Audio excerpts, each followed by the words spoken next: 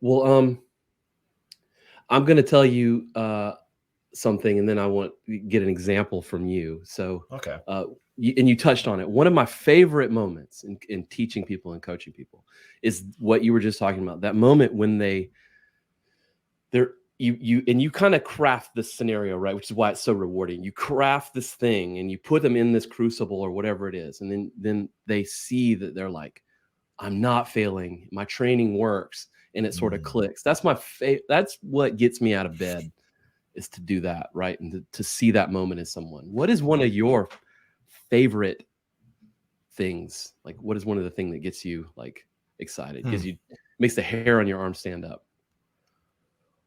Well, I mean, really, we do talk about the coaching aspect. Yeah, yeah. Or I mean, Yeah, whatever. Coaching, fighting, we'll stick on the living, coaching picking your aspect. daughter up from school, whatever it is. So I think when someone can put the pieces together themselves, Yeah. right? Okay. Because that's what we're all striving for, and that's been a big pivot point for me over the past, maybe 8 years, is as a coach, whether it's you're mentoring business owners or fighters Yeah. or your family, is that Yeah. when they're able to, because of what you've hopefully helped them understand and the knowledge that you've passed on to them, they're able to make the judgment call and Yeah. make the right one and make one that's better That's than you cool. could.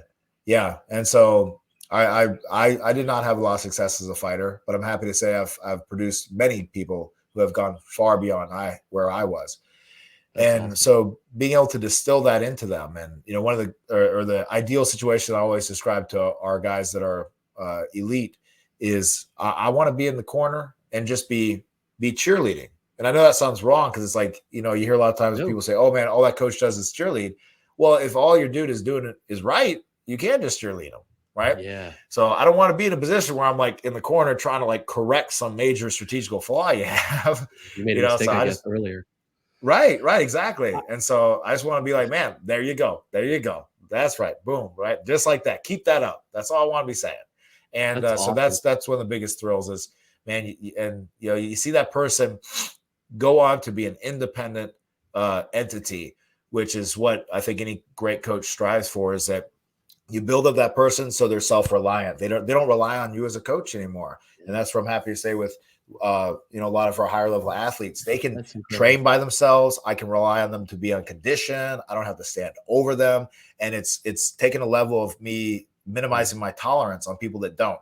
And that's again one thing for anyone that's starting a martial arts studio or boxing studio or at a different level at it or wherever, is when you foster that type of environment, when you get enough momentum with it, it will actually attract people. You'll attract better people.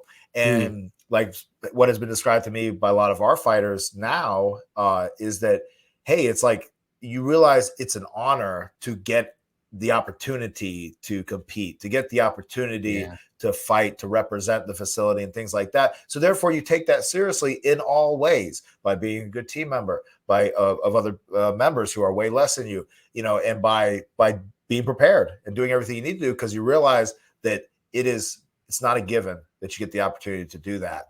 And people that everybody appreciates the positive and supportive environment.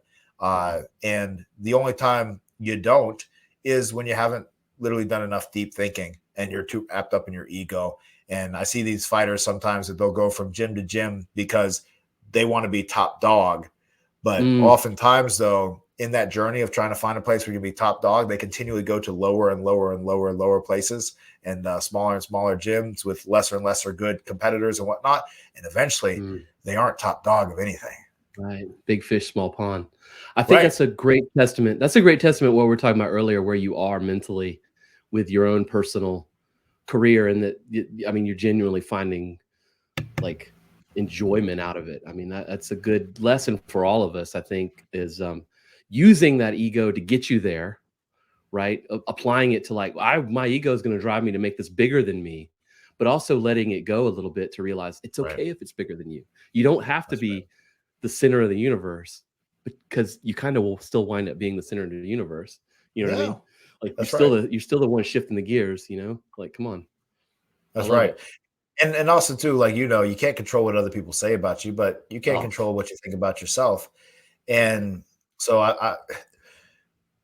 And it's something that fortunately I don't think about a lot. Maybe at some point I will. And so I always need to be mindful of it, but don't be wrapped up how much accolades you're getting or how much you're not getting, right? And just know that you're doing the best job you can do, and that, you know, with enough time or whatever, you just know that you're making a positive effect, whether or not that person ever knows it or not. And that's one of the journeys of being a father too, you know, like how you are, is that your kids might not ever appreciate everything you've done for them. Yep. And that's okay, because that's not why you do it. That's right, man. I didn't fully appreciate my father until, you know, I was like 35, almost 40 years old, you know? Right. And then I was like, damn, you know, he's done a lot, you know, and now I see it because I've got kids that are, you know, becoming adults and stuff. And I see it, you know, and I'm like, shit, I wish I'd have seen that when I was 10, you know? Right. But that's life, man. That's called maturity, you know? That's right. Well, dude, that was an awesome conversation. I would love to do it again. I have like 100 other things I would love to talk to you about. So I'll challenge you. Let's do it again. Yeah, 100%. Dude, love to.